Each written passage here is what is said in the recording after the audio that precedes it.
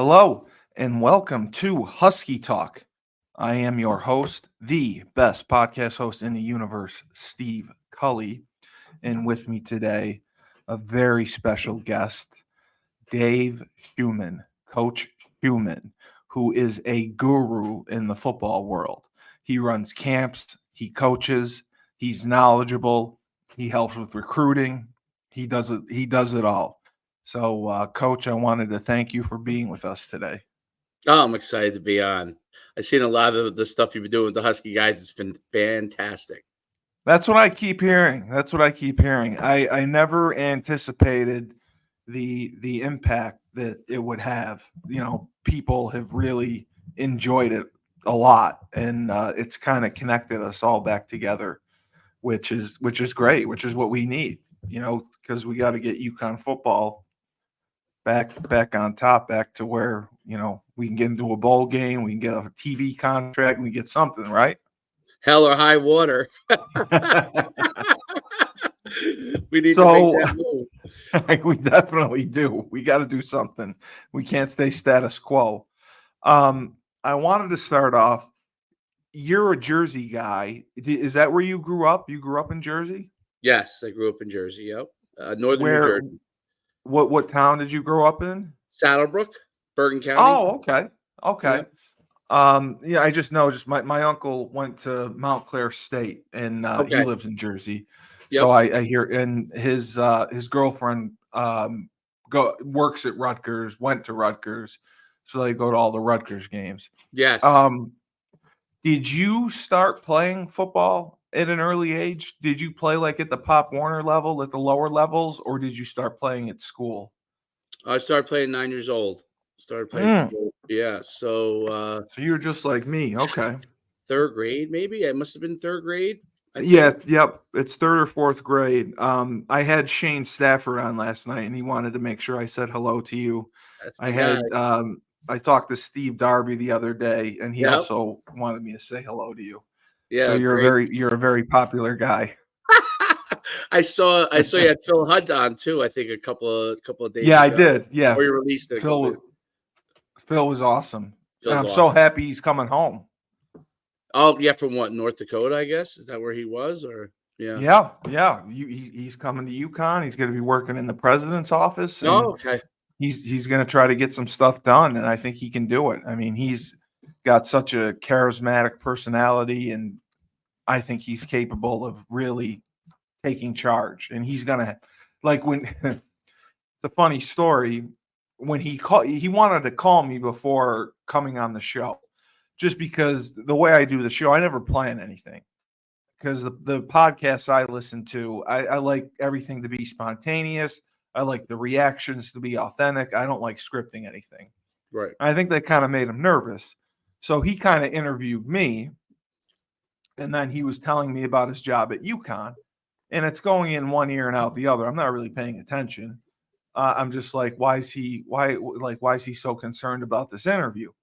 And then he calls me again, and we're talking, and then again he's talking about his job, and I go, of course you don't know me, but I'm oblivious to everything.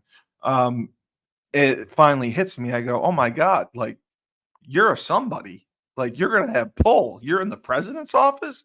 You're gonna be like their counsel and like making decisions. Like you're big time. He's like, well, yeah, kind of. I was like, wow. And I've been like clueless the entire two conversations we had. And that's why like you wanted to know what we were going to talk about and be careful about anything said because you're going into this great job. So I thought that was awesome. But you played football early on. What was your position throughout Pop Warner? Tailback.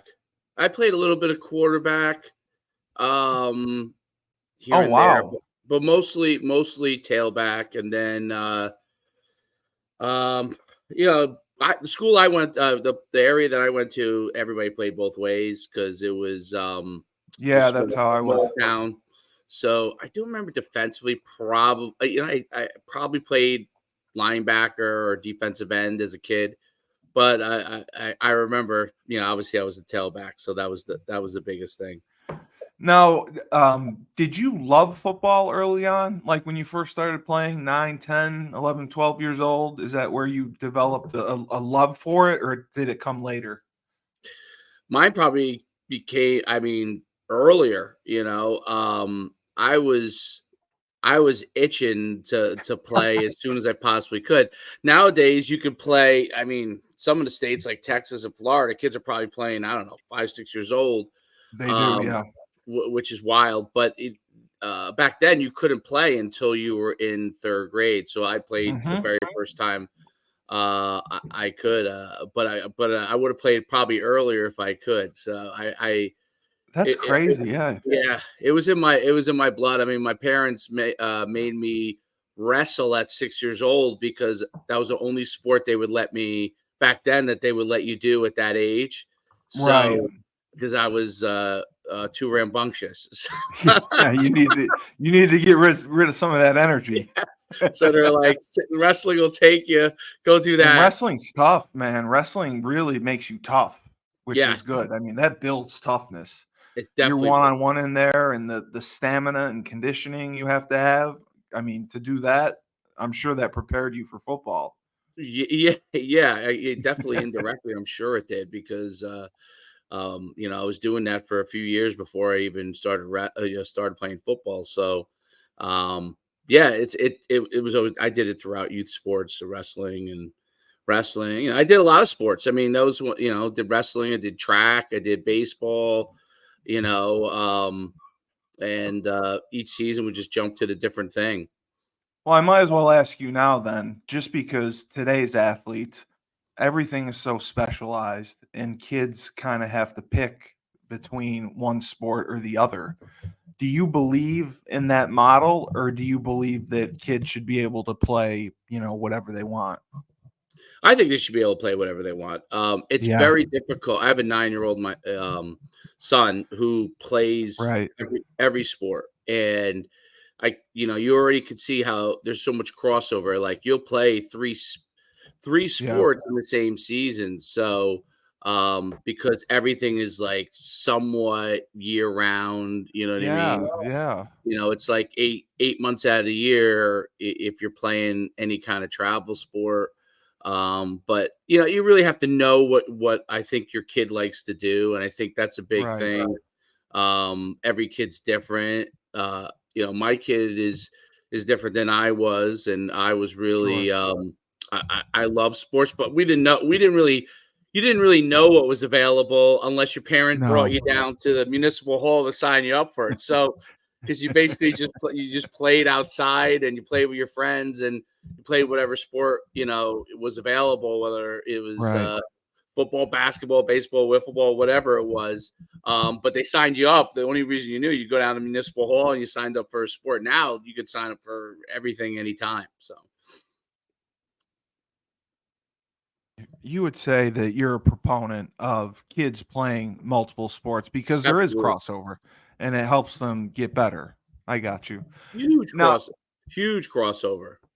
it's good to hear you say that because I know so many parents and I know so many young kids that have like personal trainers at 9 years old and they're focused on just this one sport and they Yep. don't they don't they don't get to experience anything else. And I just think that's insane.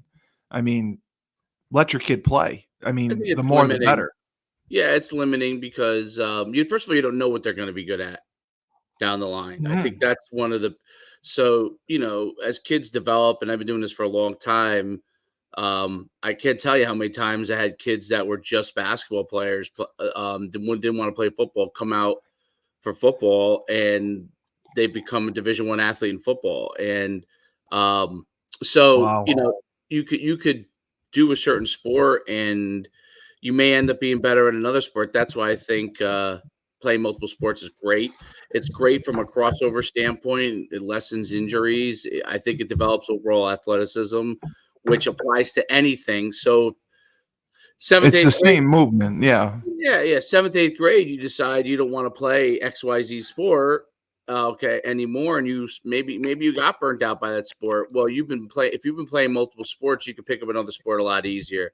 than if you've been highly specialized. And I never if thought that of it doesn't like work that. out, that's what happens. They drop out of sports You're right. completely because they're highly specialized. And let's say they get to high school and I'm not quite as good as I thought I was going to be, and they drop out of sports completely instead of picking up another Wow. sport. I never thought of it like that. That makes a lot of sense. So I know you ended up playing defense at Yep. UConn, but like in junior high, did you stay playing both ways because you were at a smaller school still? Yep. Yep. So Did you like playing running back? yeah, I mean, tailback was my favorite position. Obviously carried the ball, so that was the biggest thing. I enjoyed scoring touchdowns. So yeah, from junior high school, I was tailback, but I played mostly defensive back in high school for 3 of my 4 years. I was a safety, and then my senior year they moved me to outside linebacker because by that I mean mostly throughout my high school career I was carrying the football, but I was splitting carries until I got to be a junior. In my junior year I was carrying the ball a lot, Oh and my senior God. yeah I mean carrying it probably 20-25 times a game, and then senior year you know definitely 20-25 times a game, sometimes more. So So you uh weren't coming off the field. no, I never. I was the in high school. This will make you laugh because it's so rare now. Because first of all, I went to a small school. So in New Jersey, it's called Group One. Connecticut, I Right. guess it would be equivalent to what is it? Class S, I think, is a small. Yeah, it's SL. Yeah. So Yeah, we S. probably would be like an S or in Connecticut. So it was a small school. I was the um, I was the running back. I was a defensive back for most of my career. Then the linebacker last year. I was the punter. I was the kick returner. I was the kickoff guy. And then You for kicked? yeah, I was all conference punter. And Oh my God. Yep, I was the punt returner, and then for a while they tried me at for I think my junior or sophomore or junior year I was the extra point and field goal kicker, even though I was that was the one that was the line they eventually realized, okay, he can't do this because I, I I was probably like 4 for 8 on extra points, which is We terrible. were So probably gassed from scoring the touchdowns, and now you got to kick the extra point. yeah, I mean, it was a different world. did you fill the water and do the laundry too? I mean, you did. That's incredible. Yeah, it was a small school, and the philosophy back then, and this was the early 90s, the philosophy was like if you had a good athlete, you would try to ride it and as much as you Right. could. Yeah, I mean it's totally different than how football is now. It's It changed so is. much. And even the running back position obviously has changed a lot. But when I went to UConn, I went there as that was one of the harder things in my recruiting process because I was a tailback and I carried the ball a lot, and I was a safety on a small school where a lot of teams didn't throw the ball that much, right? So I was tackling most of the time. So in recruiting, it was difficult to figure out if there was another spot that I Where you actually fit. yeah, that I could do, but I was a 6 foot, 6'1", 220-pound tailback. So obviously you thought, okay, maybe could play somewhere else. So that's why I went to UConn as a fullback initially and started Yeah. there under the first coach. And then when Holtz came in, So you were he there for Jackson. oh yeah, I was there, Jackson. Yes. Okay. You were Yes. recruited by Jackson. Yeah. Um, so in high school, um, junior and senior year, I mean, you obviously stood out. Did you play varsity as a sophomore as well? I played from the time I entered high school. I was on varsity, yeah. Oh my God, you Freshman year, played yeah. 4 years of varsity. Yes, yeah. Yep. And did you start all 4 years? I mean, My your f the time? I started off for years. My freshman year, I think I was like a sub until like game 2 or 3.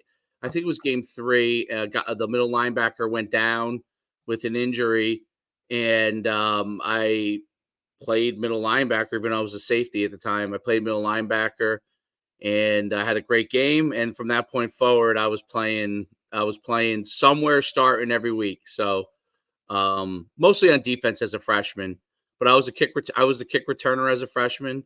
God, that's So incredible. Were yeah. you still wrestling as well? No, I stopped wrestling in 8th grade. That was the last year I wrestled. What was 8th grade. I did football and I ran track in high school.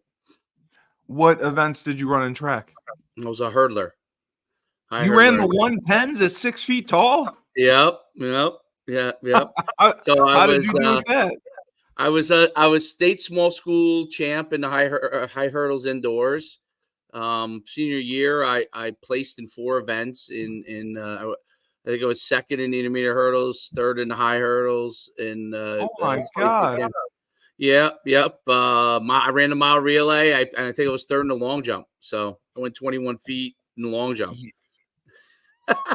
That's amazing. So you were a state champion Yeah. in track as Yeah. well. Yep.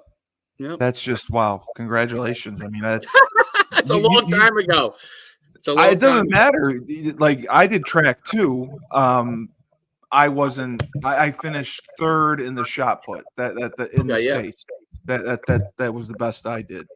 So for you to do as well as you did, that's incredible. In 2 sports. I mean, my God. Yeah. Yep. I would say that. Congratulations on that. Oh, thank you. And my business now, what I do, I would say like, it's hard to understand how good. So, and we were FCS, obviously, when I was at UConn. We didn't, I think our first Division I class might have been when I was a 50-year senior, was that freshman group, was the group I think that ended up going D1. So I always tell athletes, like, you don't realize how good these athletes are that are getting scholarships, like the level that they're at, and the work that they put in, it's elite. It's second to none. It's not like Yeah. any other sport. I mean, football is football. What other schools recruited you? Because I'm sure Most of that conference. So, I went on my official visit. I stopped my official visits after UConn, so I committed to them. That was my 3rd visit. But I visited Princeton. Then I wow. visited. Yep. So I could have went to almost any of the Ivy Leagues other than Harvard. And only reason Harvard didn't recruit me is because they came in and they said, "Hey, do you want to go to Harvard?" And I was a 17-year-old kid, didn't know anything. I was like, "I don't know." They're like, "We need to know if you want to go to Harvard." So I was like, "Well, I don't know right now." So So you must have had good grades then too. I was a very good student. I was probably probably top 10, top 15% in my class, and but it Wow. was it's a little different now, but back then, I had very good grades, and I had good SAT scores, but they weren't amazing. But Princeton and most of the Ivy Leagues, if you were a guy they wanted, They had flexibility. they had some level of flexibility. I mean, they couldn't go crazy, but they had some level of flexibility. But yeah, I got recruited by most of the old Yankee Conference, which was like UMass, UConn, New Hampshire. Delaware, Yeah, Northeastern, most of those schools. Delaware did not recruit me, but Maine. most of those schools recruited me. Um, and Temple, Maryland. Um, I would say that those were my 2 Division I offers at the time, and they happened to be at the time. Although Maryland ended up being good, but at the time they ended up being they were among the worst in FBS. So that would change over time, but at that time it was that's where they were. But yeah, those are mostly the schools that almost all the Yankee Conference schools, a lot of the Ivies, the Lehigh Lafayette's, those schools, The Patriot League schools, yeah. Patriot League schools, and Maryland Temple. That was really the gist of it. What won you over about UConn? But my visit was really the difference maker. And as you know, that the football players back then, especially during the Tom Jackson era, they knew how to have a good time. They were And badasses. you know, All I hear about that group, the group that you played with, yeah, was like the man. last group of freaking tough badasses. They were, Grown and men. they played hard, they worked hard, they had fun. Everything was 100 miles an hour. So the visit was great. I really enjoyed. Actually, number one thing for me was the camaraderie. I thought among the That's what team. everyone says. Yeah, Everyone says the camaraderie like made the difference with a lot of the guys. Shank said that. Um, Stafford said that, and Phil did as well. yeah, and those So are all guys that I was good friends with. Shane was my roommate for a couple of years, and Shank I'm good friends with. So yeah, I mean, I think, and they're a couple of years younger than me, but that was always the thing I thought that made our group unique was the camaraderie. I mean, I felt it yeah, the second I came in there, and the second I went out and I met the different guys. I'll tell you one of the other unique things because I went on different visits, and obviously even before I went on my official visits, I went to other places that were recruiting me, like Syracuse and schools like that. What I thought was unique about UConn was it didn't matter who you were, like everybody got along, and I'm talking like along racial lines, everything. Like yeah, it was a yeah, unique thing. I had been to some other places that I didn't feel comfortable. See, I grew up in New Jersey and Saddlebrook. Um, it's that northern New Jersey area is very diverse, right?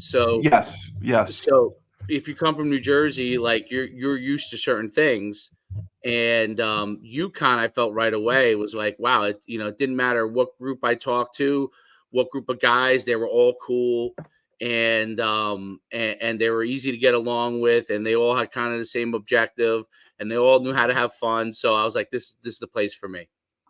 and I agree with you. And for me, it felt like all the athletes really supported each other. It didn't matter what sport you played; Yep, everyone kind of came together as a family. If you were an athlete, it was really a jock school. Like it everyone was, yeah. supported each other, went to each other's games, and hung out together, and that's what made the difference. My other question to you, because this was something I did not know. Shank told me this, and Shane had told me this, that Lou Perkins, there were conversations as early on back in 94, 95, maybe even earlier about moving to 1A to FBS. Did they mention that at all with you? Did Yeah. you hear any rumbling? They did. Okay. So that was part of the recruitment when I was that was the sell. So that by the time you were a senior, you were going to be playing 1A schools. And I Yeah. think that was the sell for a couple of years before that, even because I heard that even from um, guys like Eddie Long and Nowden and Dandridge. They kind of mentioned those kind of things too in the recruiting process, but nobody knew if that was going to happen or not. But it was a pitch, like it was part of Jackson's pitch that you're going to have an opportunity to play Division One. So when you had like what I had at the time, a couple of like 1A, lower 1A, but they weren't, top tier programs. And then Right. at the time, at least, they weren't top tier programs.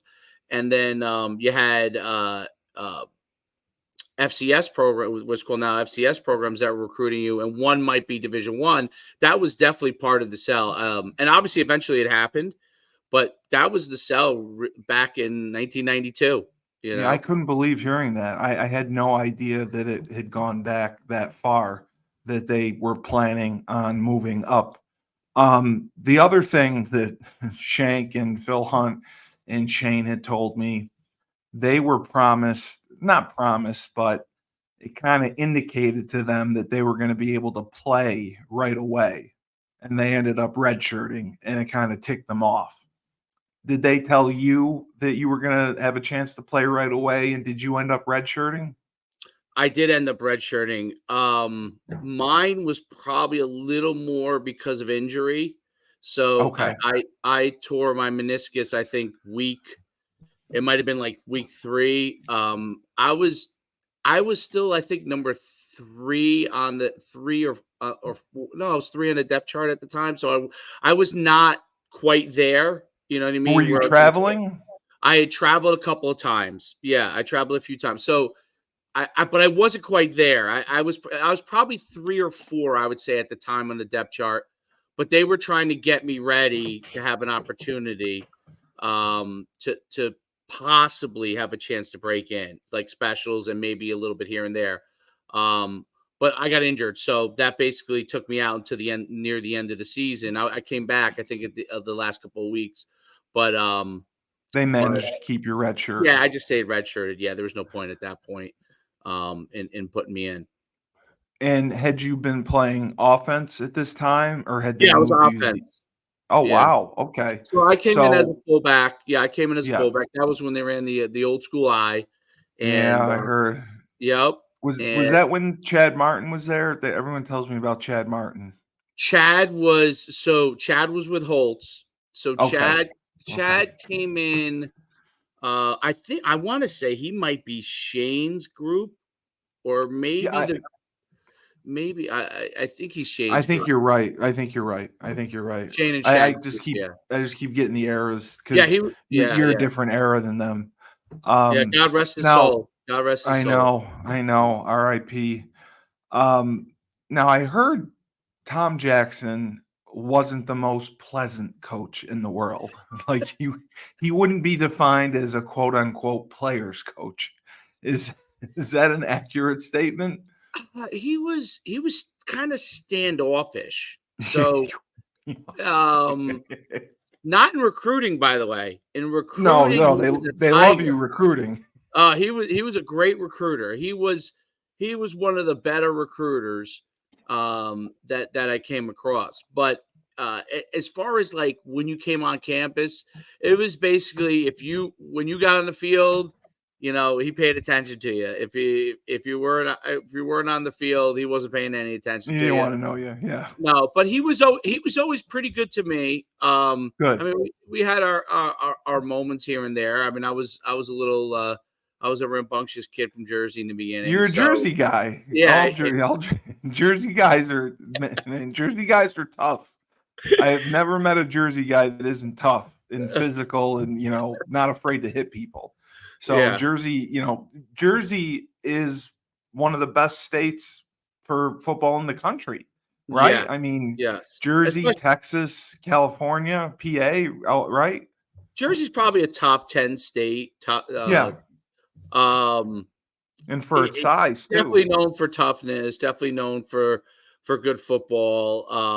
And there's some places that have really good football in Jersey. Like where I grew up is still, that's where the Bergen Catholics and the Don Bosco, a lot of powerhouse RMS. programs. Yeah, yeah. And we had my roommate my first 3 years was a Bergen Catholic kid, Zeke Rogers. So Okay. yeah, yeah, he was from my recruiting class. But yeah, no Jersey, but Jackson was. I tell you, Jackson. I thought he was. I thought he was pretty fair. I thought that he was a great recruiter.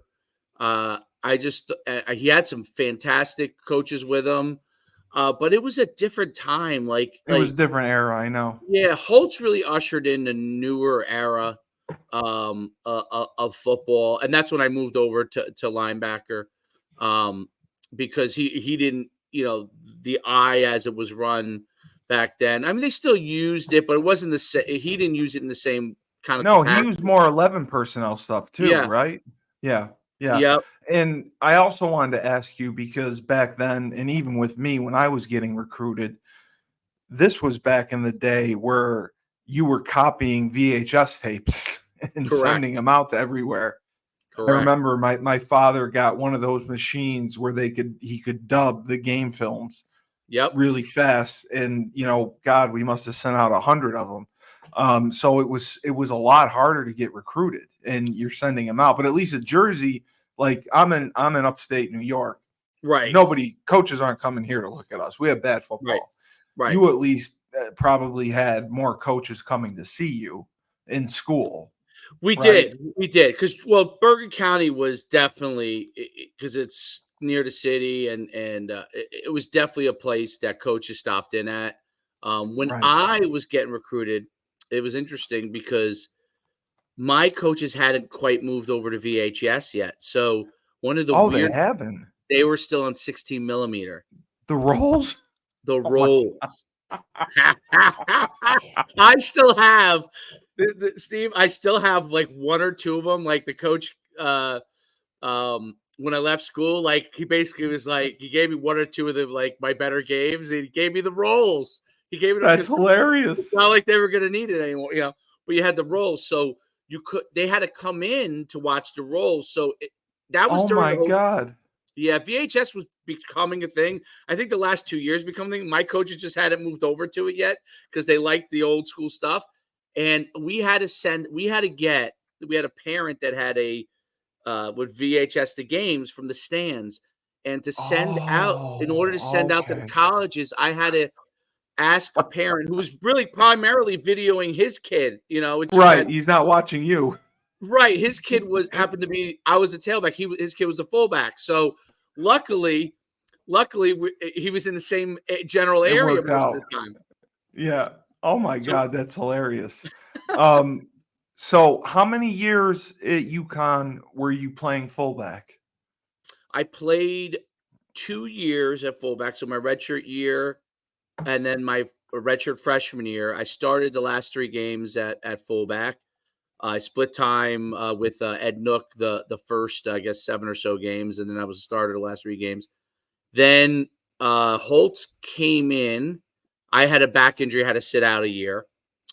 And then when I came back the last 2 years, he had when I came back from my injury, he flipped me over to linebacker, and I played there for the last 2 years. I started my senior year every game. I started, I think, the last game of the year, my junior year, I split time as a junior. Did you have like herniated discs or bulging discs in Yes, your back? Yeah, that's what I have too. That's I so had. difficult They to told me I couldn't treat. play again, and so they said I couldn't play again. I kind of soaked it in, and I went home. It was in the beginning of camp, and they said, you can't, you're not gonna be able to play anymore. Was it Uh, Bob Howard and Doc A? yeah, yeah, yeah. Yes, yes. And Yeah. then I started seeing. I went and saw some specialists, and then uh, one I can't even remember the name, but one of the trainers they put me with somebody to try and just to get me back physically. Did they give you injections at all? Nope, I never had anything. So they basically did physical therapy. I had a physical. UConn was great about this. They gave me a physical therapist. Yeah. I would go in there and I was religious with it. And I in 6 months I got to the point I went and saw doctors, and they said I was if I wanted to I'd go back and play. So They cleared you. Okay. yeah, had to go through a bunch of hoops. A couple of doctor in Philadelphia, doctor in New York. Oh my Basically, God. Wow. yeah, yep. And they said I could go and play because back then it was different. It's you Yeah. get a herniated disc. They put you in physical therapy. Basically, Yep. if you recover, you come back. Right. Yeah. Back then, they thought surgery was the only way, and then you were basically done unless you were a pro athlete like a Joe Montana or something like that.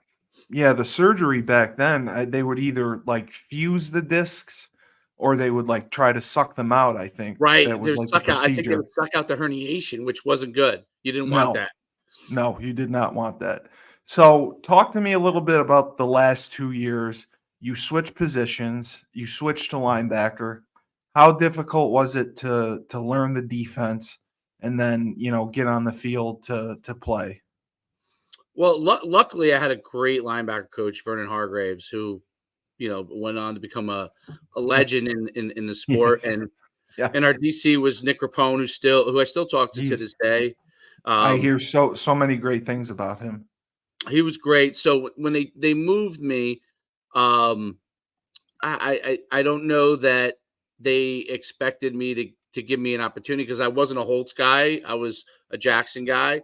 Yeah, And that's always tough. You have to yeah, but reestablish yourself and win them right, over.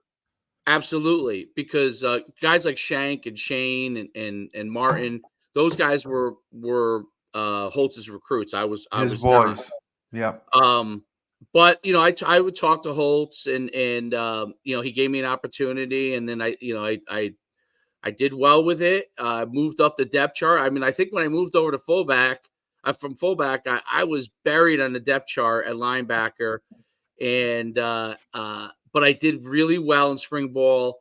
I moved up to like I want to say I was like number 2 at one of the positions, and then I was the whole year I was basically the 4th guy.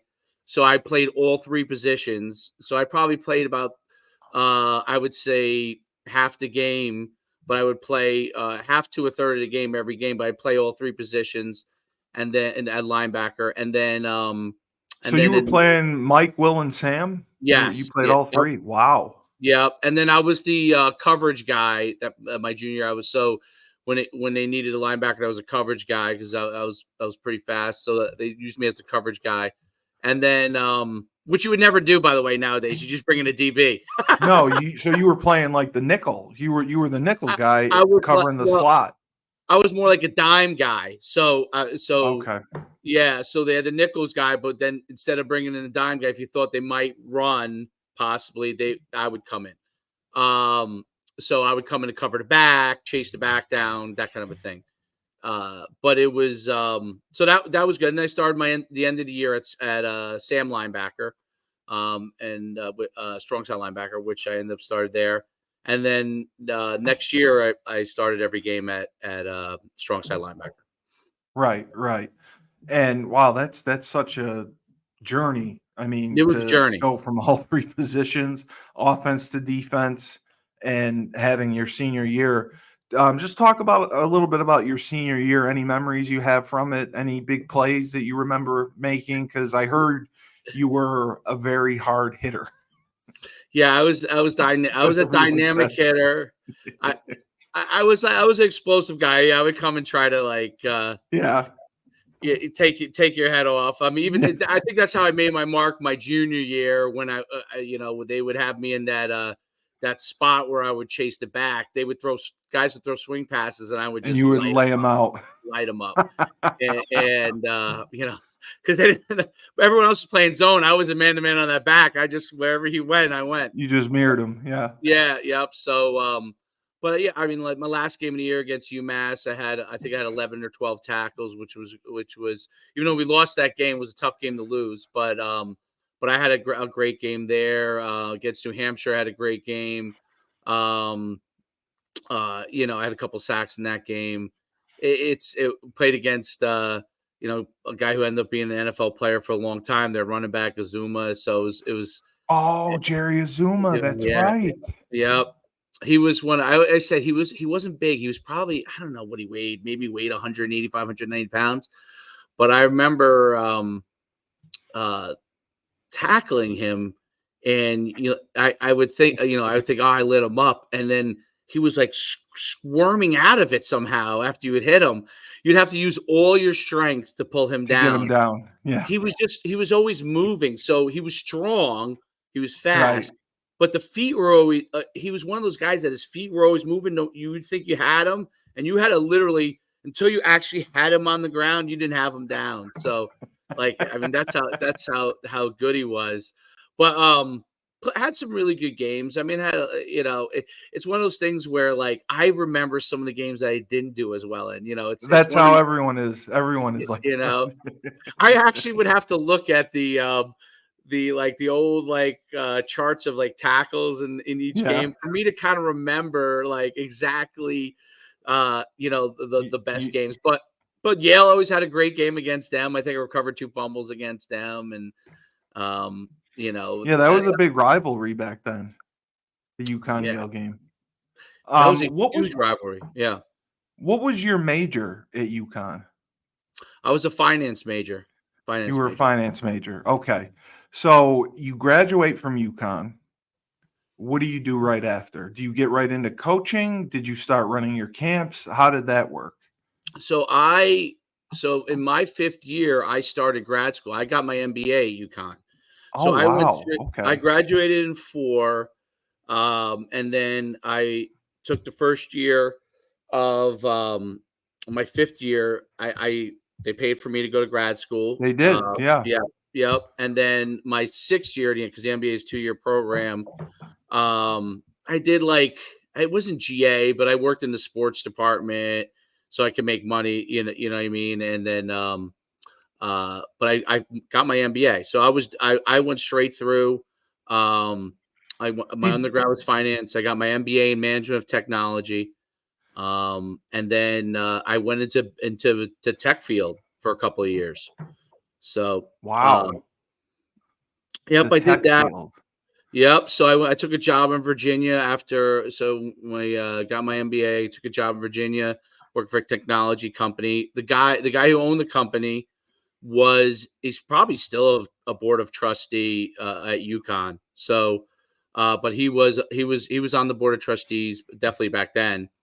And I interviewed with him. He hired me. We talked. I think we talked sports for probably about 45 minutes of the hour-long interview. They love that because I interviewed with a software company too, and they love that because most of the guys they talk to and interview know nothing about sports. So if Yep. they get a guy who's a sports guy, they take the opportunity because I remember the guy that I interviewed with, he's like, I'm bored all day talking to these kids. And finally I got a guy I can talk some sports with and have some fun. Because that's all I do is interview people, and it drives me nuts. So he really enjoyed talking sports.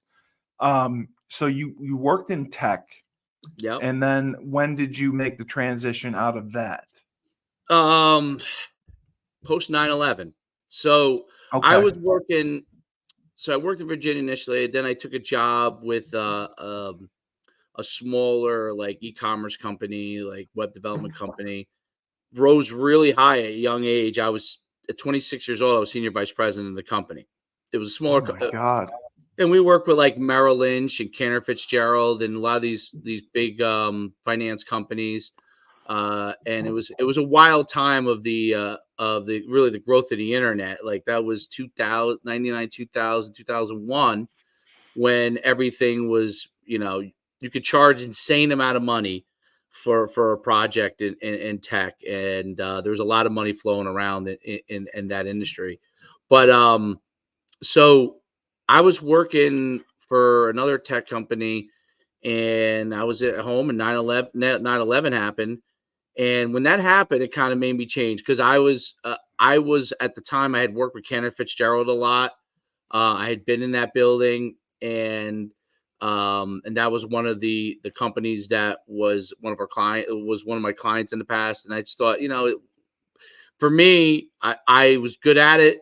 I was good in that field. I enjoyed people, but I didn't. It wasn't where I thought I belonged, long term. Yeah. And You that didn't have kind a of passion for solidified it. it. Yeah, that solidified it for me. I was like, well, is this for me? Is this where where I want my life to go? If I was a 50-year-old person and I was in that building and it was my last moments, what I wanted that to be what it was for me. So, it was a terrible tragedy, and I, uh, but it enabled me to really think about what I want to do, and that's when I really started to make the change. So I started coaching. Uh, I st- I was still working in business, but I started coaching high school track actually with my father. My Wow. father was a track Well, coach. you were a So state champion, so why not? I started coaching at my old high school. So, and then I opened a business where I started training athletes. And I was working out of my truck, doing that and going from place to place. And then I started coaching football in the fall. The coaches, we had a very good football team at the high school, and they were looking for an assistant coach. So they convinced me to coach football. And once I started doing that, I really kind of got the bug from a football Yeah. standpoint, and just kept growing it. So over the years, I had a training. I had multiple training facilities up through like 2011. Um, but really in 2005, I started running like showcases for high school athletes to get recruited, and that Which they became didn't have back then. they didn't really have it. That was huge. Yeah. They had it regionally here and there, like sparingly, but we started running it and we ran it nationally. So we ran it all Yes. over the country, and we grew that space, and we became one of the uh, really kind of the You're the premier yeah, we were the premier camp. group. Yep, and the founding kind of one of the founding fathers of how you see recruiting now. where the colleges now all utilize the camps as a part of their recruiting process, and which they did before, but not from an evaluation standpoint. We really did the heavy evaluation, and we used to send to the college coaches and give them all the information. And so many of the guys that we worked with were getting recruited left and right, just kept growing kind of the business. The business now has changed dramatically because now it's almost all exclusively in the colleges because they run these mega camps. Yeah. But back when we were really doing it through like 2015, 16, when we were running like 100 camps around the country, we would do all the evaluations, give it out, and give it to the coaches. And so many guys. I mean, we had 4 Heisman Trophy winners that came through our programs. I heard. Yeah, it used to be a place where everybody went to, Right. and that was one of the places that you would go and it would kind of jumpstart your recruiting process, and then they would go on from there. Did you have coaches that worked with you at these camps, or was it college coaches strictly that would come No, and work? so it would be spring. It would be coaches. So what we basically did was we hired a lot of times high school coaches, guys that might be trainers. So we've had it's interesting. We've had it's like a who's who of now of football that's Yeah. that's come through our programs. I mean, from guys that are GMs now to in the NFL to players to top trainers. Like Patrick Mahomes' quarterback coach, Jeff Christensen. I always tell a story when Jeff came and worked with me back in like 2009, 2010. He had played in the NFL as a quarterback for many years, and he was looking to really kind of show people how good he was as a quarterback, and he would work our Chicago events. I would say the number one quarterback guru in the country, Jeff Christensen, used to do the vertical jumps, and he would do the sticks at the vertical jumps for us, and then he would coach the quarterbacks when we would get to the skills portion of everything. But it's been a who's who. We would hire them from all over the country in each area to really work with us. Yeah, because now it's really turned into the schools that do the one-day camps, Correct. and that's the evaluation. But Correct. back then, so the Heisman Trophy winners you worked with, I know Johnny Manziel was one of them. Talk. Marcus Mariota, Derrick Henry, Oh, wow. Kyler Murray. Yep. And then Trevor Lawrence played. He wasn't a Heisman Trophy winner, but Trevor Lawrence, I think he was the number one pick. He He played was. he played in our All-Star game when he was in 8th grade. So I mean, you could there's thousands and thousands of guys, but yeah, at one point there was a point where I think it was 4 out of 5 years in a row. One of the Heisman Trophy winners are guys that had come to our camp. So out of the Heisman Trophy winners that you worked with, Hmm. who was your favorite? I'm going to put you on the spot. The most physically impressive by far was Derrick Henry. Derrick Henry. Yeah.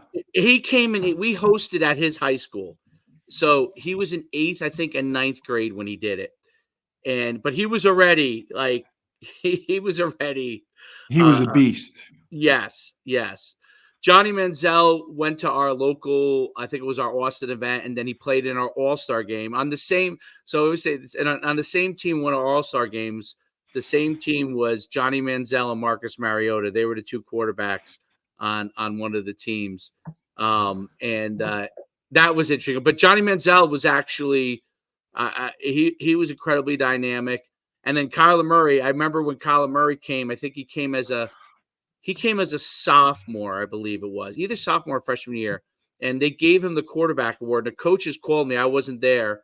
The coaches called me at home, and they're like, listen, I want you to know we're giving a quarterback award to a quarterback that's only 5'3". Because we used to have a thing where, they had to be, if you were giving awards out, we wanted to make sure they were recruitable guys too. It wasn't Sure. So because you had a reputation to maintain. Yeah. So they called me up to let me know. They said, we've never seen anything like this guy. He's already starting. I can't remember what high school he was at the time. I think it might have been DeSoto, but he was already starting as a sophomore. So they said, this guy's incredible.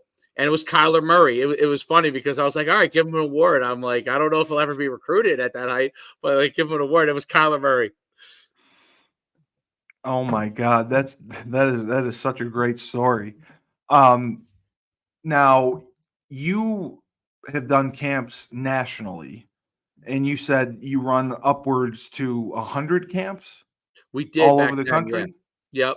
And okay, that's insane. So you're literally traveling, and was I'm sure it was on weekends. Was it multi-day camps or one-day camps or So it evolved. We at first started with 1-day camps, but then it ended up being multi-day. At one point, they were really big, especially in the big city areas, where there would be multi-days. We bring in different groups, but it used to be like a full weekend. We used to do oh like, wow. yeah, And we would. was it in pads too? No, it was just in shorts, and we give them a shirt, and but it would be so you would come in depending on what group you're in, and you would come in for that time period. Some kids would come for 1 day, but we had like recruiting seminars and things like that throughout the weekend. Um, and we did that. I mean, we did that through 2016. Our business changed dramatically now because it's just Yeah, because we're doing a lot more actual direct recruiting work, and like a lot more stuff with the podcast. Like we do very well from YouTube and the stuff that we do podcasting and talking about recruiting and talking with top because gear. so So many people don't know. Yeah, yeah, it's changed that part's changed dramatically. Luckily, I've been able to figure it out all the way through. So you have. Yes. I never had to go get a job, even though I'm sure my wife at times would like me to go get one, but I've never had to go and actually go back into corporate or anything like that again. But which I'm lucky, I'm blessed to be able to do something that I like and really enjoy and be able to make a living from it. Talk a little bit because you were still training athletes. You were training high school athletes. Were you also training athletes getting ready to play professionally as well? So our training side, we had every level. So from Okay. professional athletes to, but most of it was kids in training. Okay. Most of it would be like teenagers or middle school kids. And we did that through 2011. Um, but the camps were so big that the partner I had in the training side, even though he worked with us on the camp side, he was really more enjoyed the training side. I really enjoyed more the camp side, the recruiting side, and we kind of worked towards where our strengths were. So I got away from the training in 2011. We would do a lot of these 1-day programs at the camps, and then Right. and we still to this day, like we still have like different camps that we'll run where we're working on instruction and stuff like that. But yeah, the training facilities went away. We had one time had 3 training facilities, but that went away. That was yeah, I always said that was a really, really important part of what I was doing at the time business wise, because I learned a lot from it. But it was Yeah. difficult. Training business is a difficult business. It Uh, is. Very difficult business to make work. And you work a lot of hours on it, and then you look at the end of the day, you're like, okay, this is the most financially you can make from it. Yeah. Um, and You and charge per hour or whatever. Yeah, Yeah. because it's basically hourly, right? So Yeah. and there's as you get older, it becomes harder. So when I was young, when I was Yeah. You 26, didn't I mean, mind. Yeah. yeah, when I got to be 35, that was a different thought process. Yeah. You don't want to be working, you got Right. to work with these kids 8 hours. You got 8 different kids. Were you Yep. also helping in the recruiting process with these kids as well? The athletes we trained, we really kind of stayed away from that. We really focused on Okay. training. Um, from 2005 on, when we started the recruiting part with the camps, Yes. that's when we kind of separated. The businesses were related. There was crossover, but they were really Sure. two separate businesses. Um, and Two they separate operated. entities. Yeah. Yeah, yeah. What we basically did, though, we took a lot of the guys from the training side initially, and nobody really realized when we started running the camps, we were taking all our guys that worked in our training facility, and we would fly everybody out, and we would go to each location. And Oh those my guys, God. Yeah, we had a whole system that we developed in there when we were doing the camps, and the only guys that really knew it were the kind of the trainers in there. And so because we didn't have anybody else, and some of them were football guys, some of them weren't football guys, but we got them all in this system of how we were going to do it, and we started doing it around the country. And what happened over the years was, as we added coaches from different regions, we taught those guys how to run the system. And then at one point, it became a monster where we had guys all over the place Yeah. operating different regions. Wow. Yep, and they would run the camps with us. We would travel out. We would teach them how to do it, and then I mean, it's something that now is kind of taken for granted to an It extent. is now. Yeah. Yeah, it is. It is. What was I going to ask you?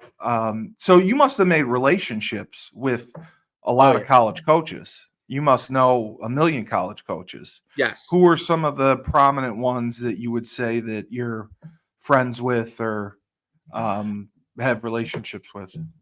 Yeah, I have a relationship with a lot of college coaches. So I'm really good. So guys that have literally worked with me that are now like big time college coaches. The guy used to run our Northeast regions, guy EJ Barthel, who's the running back coach in Nebraska. He's their recruiting coordinator. He's like one of the top every year top 5 recruiting guy in the country. He used to run my camps, and I know him he's from North Jersey. Jeff Halfley, who was the Boston College head coach, who I know real well. He's now at with Green Bay. Kyle Flood, real well, who's obviously Wow. Texas's offensive coordinator, line coach. Was he at Rutgers He was or at Ohio Rutgers. State? He was Rutgers. So Kyle Flood goes back to same thing with Dave Cohen. Dave Cohen, who's from Wake Forest, who's DC there. They all go back to, believe it or not, the Hofstra days. So okay. When they had a program. Yeah, a lot of my initial relationships were obviously Holtz, right? Holtz, that group. So guys who played, who coached me, like Hargraves and Hudson, and obviously Holtz, and Rapone, who I'm good friends with to this day, who I could call anytime. Who's the DB coach for the Buccaneers. He was the DC, obviously, for us at UConn. Yeah. It started with those guys. Frank Leonard, who he was at Boston. I'm not sure where Frank's at now, but Frank Leonard, all those guys kind of were in our ecosystem. And then what happened from playing against guys like Ryan Day, who played at UNH. I know Ryan Day really well. Oh yeah. Ryan Day used to come, and when I was a head coach at Palisades Park, I had a quarterback that went to Villanova, and Ryan Day used to sit with me at basketball games. And we would sit there and we would talk about, because I had the camp business, so I would see a lot of players, and he was at Boston College at the time, and he was loosely looking at my guy, but really we would talk about players in North Jersey, and right, because you knew all of them. Yeah, they were coming to you. Yeah. Right. So, and he played in the Yankee Conference, and so did Darren Rizzi. Darren Rizzi played in the Yankee Conference. Darren Rizzi was good friends with my roommate Zeke Rogers, who was a quarterback for UConn for years, and before Shane became the quarterback.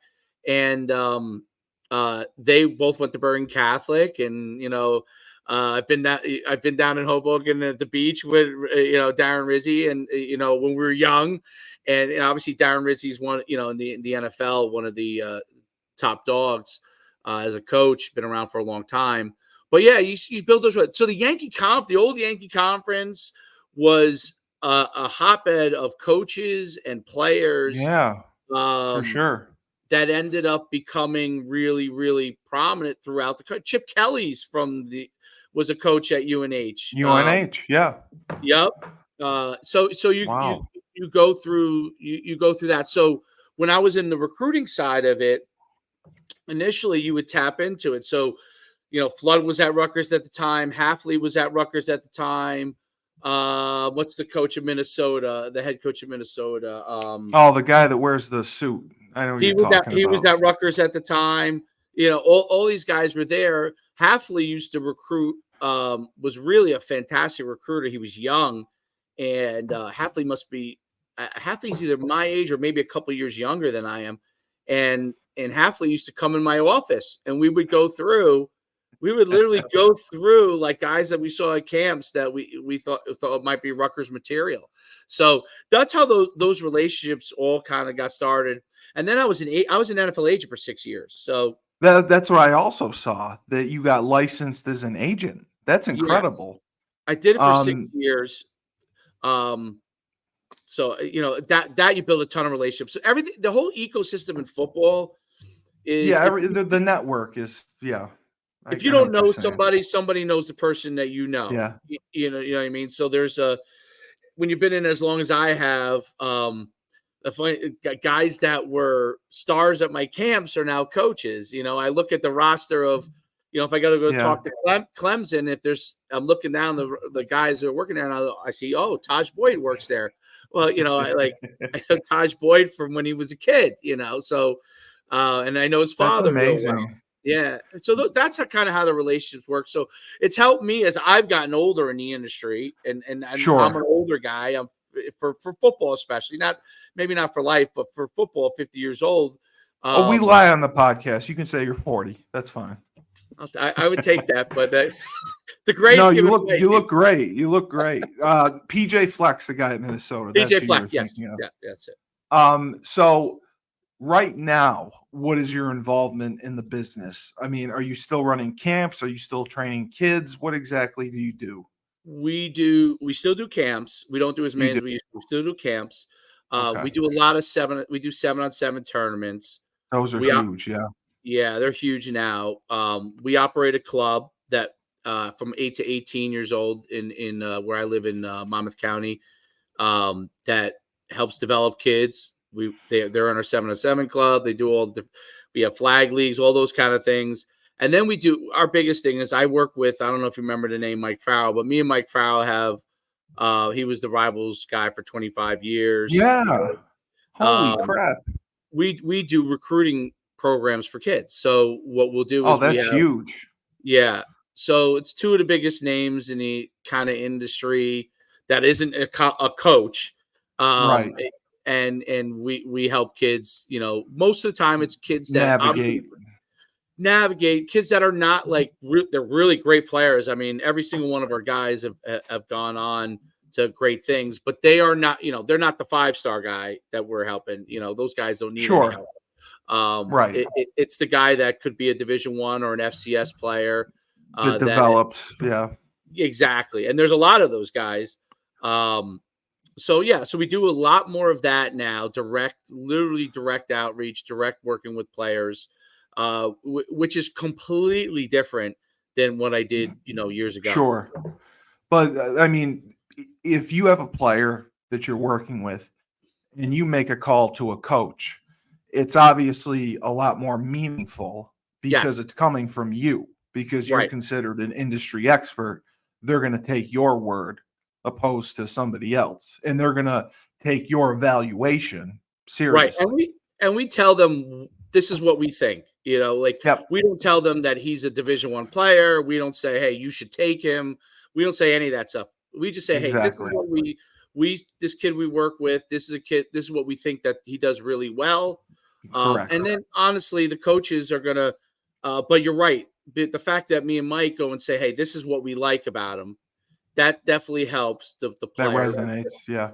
Yeah. Cause we can point out what we see, and it helps them when they're sifting through, college coaches are sifting through thousands of guys. It makes a big difference.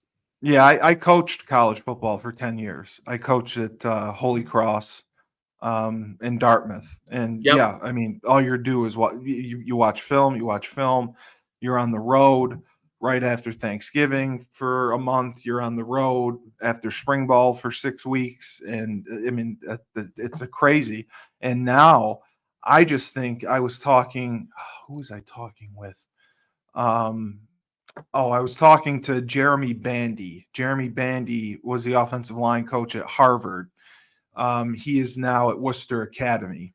Okay. And he said college football now has a rule that they allow you to work with kids 20 hours a week in the summer. So, coaches used to have the month of July off. Now the coaches are all staying and they have to work with their kids. The kids Wow. work in the weight room. Yeah, I couldn't I didn't believe that. I realize was like, that. No. I didn't either. I didn't. They changed the rule like 3 years ago. So instead of the coaches having off in July, they have to be there.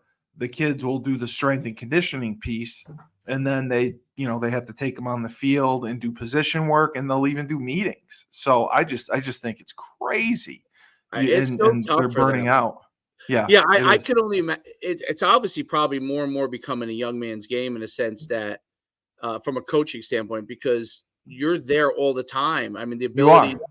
ability to be there all the time and withstand that and not, obviously it probably becomes very difficult. Your family has to be very understanding. I mean, those guys those guys at the top make a lot of money, but it's not like they're not earning it. They are No, working. they are. So people don't realize that those guys are working 24/7 and it's a difficult job. It's funny because from the outside, just because I deal with a lot of parents and athletes, they don't, and you coach, so um, they don't really understand, um, you know what I mean, what is going on in the coach's world. You can No, they explain don't. it to even no matter how much you explain it to them, the very rare person understands it because it's not something. If you work in corporate, it doesn't make sense to you what they're They doing. don't think you work full time. Like I've had people say, "Oh, you coach? Is it a full time job?" Like they can't. Like, what do you do? I'm like, what do you mean? You watch film, you game plan, you do self scouting. There's spring ball, there's winter workouts. There's so much that goes into it, and they're just blown away by it. Like it's football. Like, why is it so much work? Why is it so complicated? I just before I let you go, I just wanted to ask two things. Sure. What are your thoughts on the NIL, the transfer portal, and now for the first time ever, college football players are going to be getting paid by the universities off of the television contracts that was just passed? Yeah, so that's probably a whole podcast in itself. Yeah, I know. I threw a lot Uh, at you. but no, so well, first of all, NIL and transfer portal coming in at the same time, I think created a very chaotic environment where It it's did. the Wild West. Nobody really understood. It was something that had to happen at some capacity, but there were no parameters, right? So I think that's the hardest part about the whole thing. I think it's good for players to be able to control their own destiny financially if they have the capabilities. I don't think people realize that it's the small minority of people that are really getting paid. Like, your Correct. quarterbacks are, maybe your top receiver, maybe, your top guys.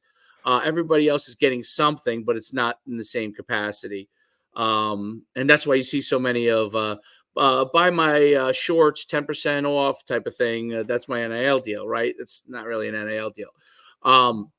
But it's good for them to be able to get something. I think that's obviously was needed. I think the transfer portal, there's pros and cons to it. The con is it's very hard to develop your team over Well, time. because the kids, you got to recruit your own kids because Yep. now it's where, okay, after a year, if they're not happy, if they don't see themselves having a chance to play, they're out. And I don't know if there's any regulation. Like I would always say, because I live by Syracuse, if I was Syracuse, I would go on Alabama's depth chart and look at their third or fourth string quarterback and send them a DM on Twitter saying, "Hey, you want to come to Syracuse?" and put them in the transfer portal. I think I that's mean, what they do. I think I do that's not too. too far flung, right? I don't think it's That's too it. far flung. Tampering is definitely an issue. You know, Yeah, yeah. And um, I think they have to regulate the money. absolutely. They got to find a way, like even with like a salary cap or something. Like each team gets $2 million a year or whatever to spend on players, because there's the haves and the have-nots, and the Power Five conferences are all going to be able to pay more and get the better players. The Group of Five doesn't have the money, and they're always going to fall short. I And think you're then going to have. I think you're going to have 1A I'm using the old school terms of this here. Yes. 1A, Yep.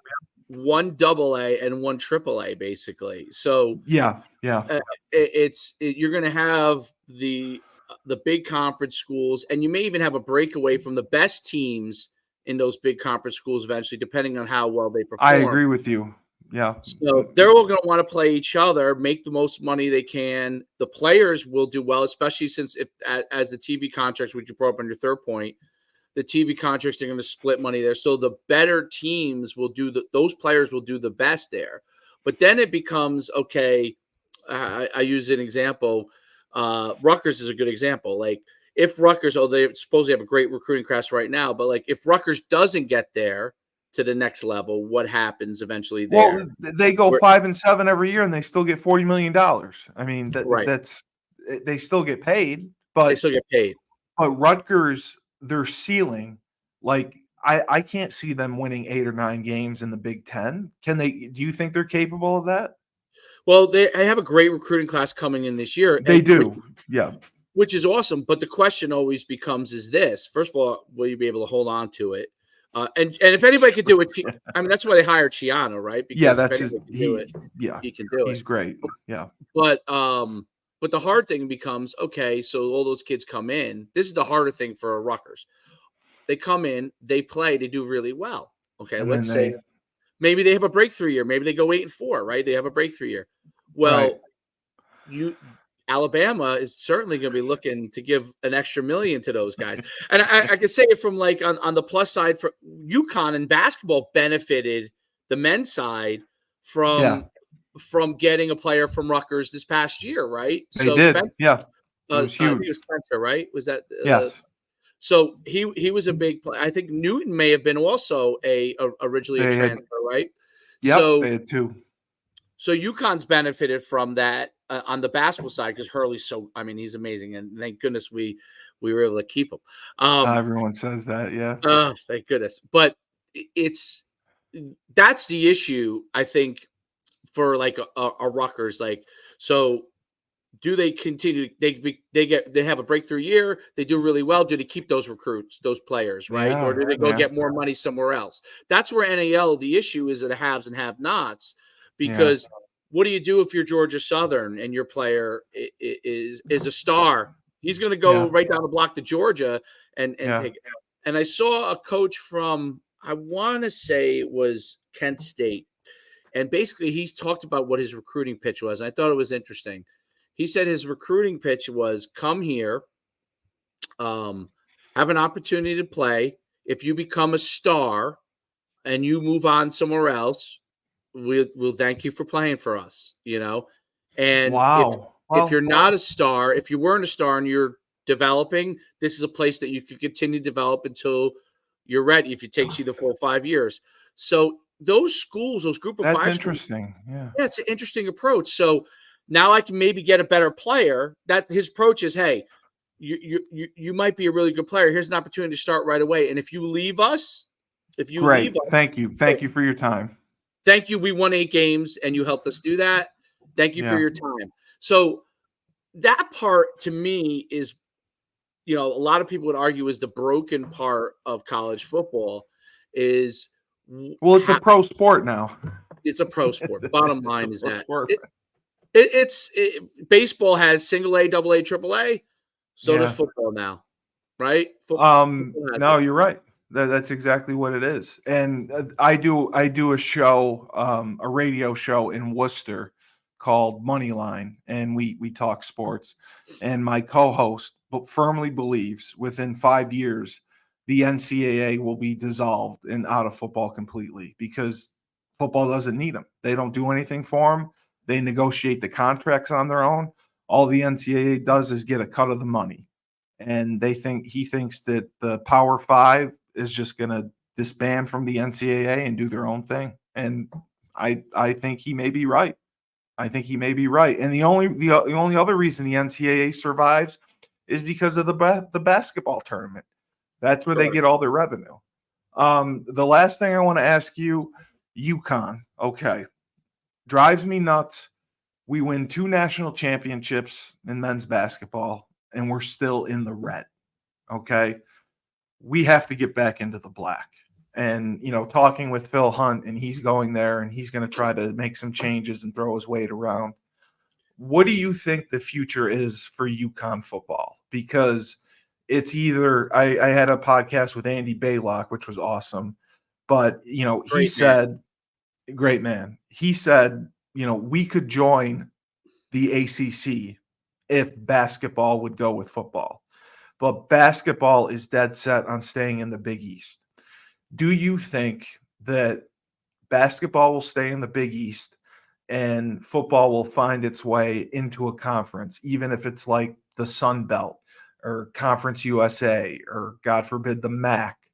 Or do you think that somebody's going to talk sense into them and say, listen, get the money, join the ACC in both sports, and take off from there? And we're just on the ground floor of NILs and putting together a collective to raise money to get the better players. But what do you think the future is for UConn and UConn football? I think, for UConn football standpoint, they have to get in a bigger conference in order to have a chance. So, and that means that obviously basketball, everybody would like to have UConn in their conference. Football is the issue. So the issue really to me is this. In the long run with the Big East, even though it's a great comp, the best thing ever was for them basketball-wise, getting out of the AAC and getting back into the Big East Conference. All right. Yeah. But it hurt football tremendously, right? Yeah. But that was the best thing for basketball. And UConn's a basketball school. And UConn's always been a basketball school when I was there. It's just how it is, right? I made sure I stayed as close as I can to the basketball players at a party, right? So it's important to understand that UConn has been, and men's and women's. Correct. The big thing is this. If you noticed about college basketball, the blue bloods in football are becoming great in basketball. Alabama, who used to never be good. Correct. Yep. Okay. Georgia is Texas. Yep. Hit or miss. LSU. I mean, programs that were never Texas, right? Texas every once in a while had a good team, but it wasn't consistent, right? No. When Rick Barnes was there, they were good. But what you see now is that the more money that comes in from football for those blue blood football programs, the better all their other programs can get. The more NIL money they're going to have for basketball. It funds all the sports. Yeah, you're right. So in the long run, the way I look at it is in the long run, Creighton, Marquette, those schools, they have a limited amount of NIL. UConn already probably outdoes most of those schools, right? How else could we get a Spencer or a Newton to come to us over other people, right? Well, in the long run, though, if the blue bloods keep getting more and more money in football, eventually they're going to be able to outspend us. And women is a different issue, a little bit of a different issue. Yeah, Title IX. Yeah, but you can even see it happening a little bit in women's basketball, right? No, some of the girls got paid. Paige Buckhauer's got paid a lot. Yeah. They are. And what happens post Geno era, right? What happens in the post Geno era? So that's the way I think about it. I think about it like, in order for us basketball to sustain for the next 20, the way that we want to, we have to figure out what the long-term plan is there, because are we going to have the same level of money eventually as Alabama in basketball, because they have so much money coming through, period, right? Because of football, billions eventually that will be coming through. So $2.8 billion. I think UConn in the long run, in order to do it, was get a solid plan for football that you could get into an ACC or conference like that. Maybe you want to be in an SEC, right? Because basketball is because the conferences, the names of the conferences, what land they cover is really irrelevant. Like, it doesn't matter anymore. SEC and have UCLA now. I mean, there's no regional anymore. You're right. Stanford is in the ACC, so Stanford's in the Atlantic Coast Conference. Yeah. So USC is going, and UCLA is going to the Big Ten. I mean, So it's really just a name of a conference. But I think in the long run they're going to have a plan for that, because if they don't, It's going to be And we're a tougher public and tougher. university too. Right. It's going to be tougher and tougher. And listen, you can't tell me in the state of Connecticut, where you have some of the wealthiest towns in We're the America, wealthiest state in the country. you need a plan to reach out to those people, even if they're not UConn people per se, even if they went to whatever XYZ university, you need to start getting more and more of those people involved. And that's the key. And what I think one of the slightly limiting things that UConn has is that proximity wise, UConn is in the northeast part of the state, right? And Way up. most of the money is New Haven below, right? Yeah. So Way down. way down. So their affinity to UConn, if they didn't go there, is not as high as you would get towards Hartford, right? When you get towards Hartford, Correct. even when you get towards Massachusetts, there's a large affinity to Yeah. UConn, right? Because Absolutely. we're right It's right by on the border. Yeah. right on the border. Even Rhode Island, right, is right on the border there, right? So Right.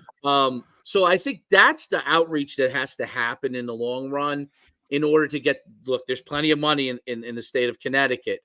There's plenty of gigantic companies downstate, right? But it has to be a situation where you have a group that understands that. I think that's that's pretty exciting. I didn't even know that Phil was going back there, but I It think was that's a exciting. surprise at the end of the podcast that we announced. Yeah. He gave me the breaking news. He let me break it. Phil understands that too because he's from New Jersey. Yep.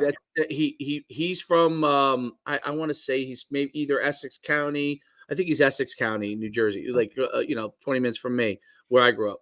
And he And worked for the NCAA. He's got a law He knows it. degree. He's got a master's, and he worked at North Dakota State, one of the best FCS schools that's won national championships. And he's told me, like, I have a plan. I'm throwing my weight around. I'm going to meet with the president, and we're going to try to get something done. And I really hope he does that. And I think he will. Think so. I think that's the key. I think the key is to think. You got to think big. We in UConn world, we like to think small. We like to think, it was such a, to me, like most short-sighted thing of all was putting a stadium in East Hartford. Hartford. That's the funnest thing of all time. I know. And people are excited about that. It'll bring business into Hartford. No, it's not because you're using it 6 times a year, and I'm sure they use it for concerts and stuff like that. I'm sure that's Occasionally, but I mean, kids don't want to get up at 8 a.m. and get on a bus and go to Hartford and tailgate, And it was the argument was there was so much land where they could have put a stadium. The argument was they didn't want the traffic on 195. Penn State there's traffic on 195 all the time. I have to tell you, one of the things that Tom Jackson, back when he was trying to get, before he got fired, back when he was trying to continue to push that envelope himself, that was the argument back then. Was like, you can't build a stadium. And he's like, and his whole thing, he was a Penn State guy. His whole thing was Penn State. Same deal. It's the same deal. One road takes you right there. Just build it, and you'll figure it out. You'll figure it out. And you know what? People will deal with the traffic. If it's a 60,000 seat stadium and then you have a nice weekend on campus and there's hotels and restaurants, people go like, I don't know if gravitate to that. You ever been to an SEC game, right? If you ever been to an SEC game, you tailgate an SEC game. I've been to Georgia. I've been over Wales. Yeah. And you go 8 a.m. It's an event. Like everyone wants to be on campus. They eat in the little breakfast spots. They stay in the hotels. They see people they haven't seen in years. That's what it is. And I think that's the negative to having it in Hartford. There's no connection to UConn per se. No, I agree with you. And that's the one thing Phil Hunt told me. He wants me because he's been so supportive and thankful that I've done Husky Talk, and he wants to do more with it. He wants to use it as a connection to alumni to hopefully bring more people in and, even do a live Husky Talk at a UConn game, set it up, bring my equipment, tailgate, have everyone come and each person come on and talk to him for a few minutes and do a long Husky Talk there. He sees it as a vehicle to connect alumni and bring them back to the family, which is what we need. So that's what I'm trying to do. So I definitely appreciate your time and sharing all this information. The last thing I wanted to ask you, Coach Mora, Yeah. does he come to you? I mean, does he consult with you? Has he asked about any players? Do you have a relationship with him yet? I loosely know Coach Mora. Okay. I've sent players to him over the years. I'm going back to when he was at UCLA, but Oh, wow. yeah, but we don't have. It's one of these interesting things. Like we've talked about this for years. Guys have worked with me, and guys who've in college. They're like, it's amazing that college coaches don't reach out more. And I would use you all the time if I was at UConn. My God, I'd call you every day. They I never, know. and That I got blows along my great mind. with it. I got along great with Edsel, and even though I didn't play for him, but I got along great with Edsel. I just With because I Randy, knew him yeah. from, I was coaching and running the stuff. Edsel would have a guy that would talk to me, especially at the end of round one. Edsel, round two, Edsel was a different kind of guy. Like he was. Listen, he was a guy. I would say round two, Edsel. When I see him at a coaches conference, he would talk to me for 25 minutes. Round one, Edsel wouldn't have talked to me for 25, 30 minutes. Round two, Edsel did, because he was kind of in the twilight part of it, which he appreciated it more. he appreciated, but he wasn't maybe doing the same things. No. But nobody he was burnt out. He was burnt out a little bit. He was burnt, probably. Yeah, I would guess, and it changed a lot too for him. So it did. The academics changed a lot. Really changing. It hadn't changed to where it is now, but it was moving in that direction. And I think that part was probably, he was a development guy, and he had a hard time with how it was becoming a bigger and bigger transfer thing. And I he think absolutely was. That's how we had success. Was we always developed players from year to year, and he would always try to redshirt guys. And by their redshirt sophomore year, they were playing. So he got 3 good years out of his players. And by the time they were seniors, that's when you saw it pay off. That's when you saw the Fiesta Bowl. That's when you saw like the Papa John's Bowl. That's when you saw, they went to the Motor City Bowl, Dan Orlovsky's last year. Yep. He was really good at developing players, at it. And now he wasn't having that opportunity. So I had him on the podcast. If you go back, he is a great like guy. him a ton. Like, I thought he was a great guy. It was too bad how it kind of went down the second time. But I think it was much more than just Edsel. It was really UConn's commitment has not yet been there from a football standpoint. That's what he said. If you listen to the podcast we did, he was very disillusioned with the finances for his staff. He's like, you want your expectations are this, but you're giving me this budget to hire assistants. Like, I can't hire the quality assistants you want me to hire or keep them if this is my budget. He's like, I need more. Was Mora's first. He had a huge buzz in the beginning, and he had his main recruiting. He hired, didn't even know him. He hired the guy that I mentioned earlier, EJ Barthel, who's a top recruiter, and he brought EJ in. EJ he was with the Panthers. He had been in a lot of places. He had been to a lot of places, and he kind of jumped to a lot of places, but he was looking for a spot to stay.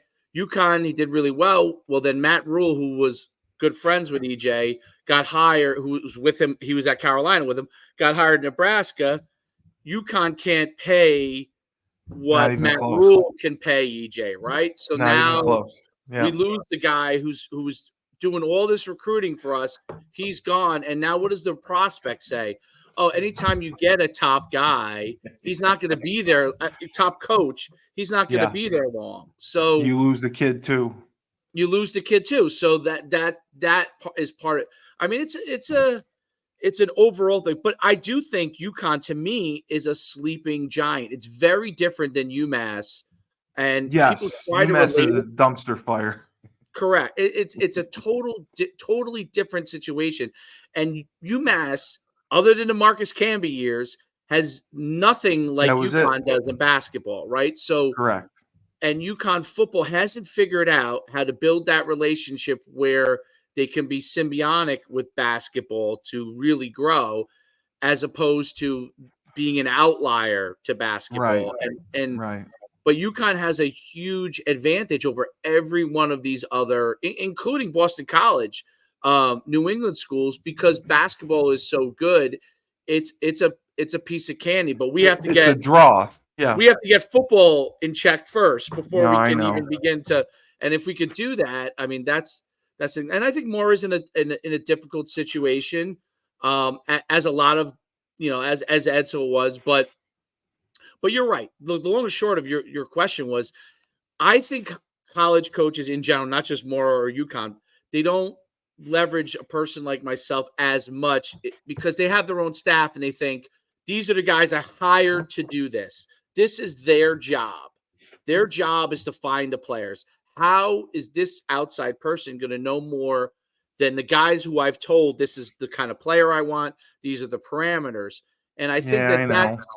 I but being you've been a college coach, so and what you know is that a lot of the guys that are on staff, you have really outstanding guys, but the guys who are doing a lot of the grunt work are not as outstanding as those top tier guys that you have. And there's a disconnect a lot of times between the two. And that's the hardest part. And UConn's got to figure that out, which the big schools do. The big, Ohio State knows, Florida State knows this is how we get those players. This is what we need to have. This is what, and I'll give Schiano this credit. Schiano understands that even though he has good resources, but he may not have all the resources. He understands his process and he's adamant about how he goes through his process, seeing that Right. it doesn't matter what I think or anybody else in the state thinks. He has his way of doing it, and he knows that that'll get him to the best that he thinks he can get Rutgers to. I don't think UConn has figured that out. And They haven't, no. no, and Schiano's unique. Like Schiano didn't play at Rutgers, right? He didn't play there. He is a New Jersey guy. He And is. I think And he was a great New Jersey recruiter when he came that in. was an advantage, right? And he was a great Yeah. Florida recruiter. Mora is not from the Northeast. He is not. He doesn't have those connections. And that's where to me, even people say, "Oh, you need a Connecticut." You don't need a Connecticut guy. You need a guy that understands the Northeast landscape, and then obviously can grab from the South as much as needed, and be able to start to do that. So it's a kind of an old school thought process because you can recruit now anywhere you want from it. But the truth is, if I grew up in the Northeast, there's still a proximity to certain schools. I know about certain schools. Yes, I watch Alabama on TV. Well, if Alabama does offer me in the short run, more than likely, it doesn't matter what school in the Northeast offers me, I'm probably going to Alabama. You're going to Alabama. Yeah. Right. But the outside of those players, there's a lot of really good players in that Northeast corridor, and we have to have someone that understands that landscape. And I think that it would be unique to be able to build relationships with high school coaches because guys don't build relationships anymore with high school coaches. UConn, even Randy had issues with the high school coaches because I coached at Windsor High School, and all the Connecticut high school coaches complained that he didn't obviously think Connecticut football was that good. So he didn't cultivate relationships necessarily with the high school coaches in Connecticut. And that was frustrating to them, because they wanted like some games that they could go to. They wanted invite to games, have a top Connecticut prospect day, do something like that. And he kind of poo-pooed it. He kind of ignored it. See, that doesn't make sense to me. Yeah, that's the thing that I think. You got to take care of your own state. You do. And Diaco, they thought was going to be kind of that guy, but Diaco. It was like we went about 50% of the way there on Diaco. Diaco. He was the civil rivalry. He's from New Jersey, but he wasn't like you need a ground. This is why Danny Hurley is such a great coach. And is perfect for UConn although he's been successful everywhere he's been, but it's really perfect for UConn and can have, I would say, the most extreme level of success, which is what he's having, right? Gino Ariema type success, possibly. And the first three-peat since the 70s. I mean, it would be incredible. So yeah, the reason why it is because Danny Hurley is a regular guy. Okay, right. He's a regular guy. He's intense. He wants success. He is the son of a coach, right? But he's a regular guy. He understands the Northeast landscape. He understands what people in the Northeast will connect with.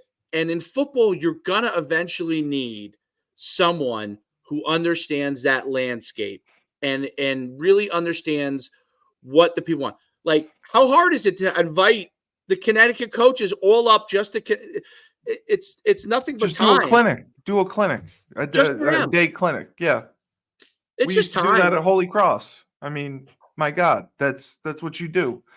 And there's 4 or 5 Division I players in Connecticut.